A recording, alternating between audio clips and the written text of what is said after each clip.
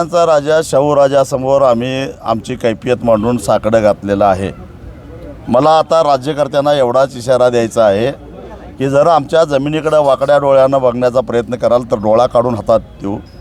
आणि शेतकऱ्यांचे पैसे देण्यासंदर्भात मुख्यमंत्र्यांनी 1 वर्षापूर्वी आश्वासन दिलेलं होतं, ते जर आश्वासन पाळलं गेलं आणि कारखानदारांनी हमीपत्र दिले आहे ते त्यांनी विसरू नये जिल्हाधिकाऱ्यांना, आणि त्यांनी जर का ते 100 रुपये दिले नाहीत तर ऑक्टोबरला साखर कारखाने चालू करायचे आहेत हे त्यांनी ध्यानात ठेवावं।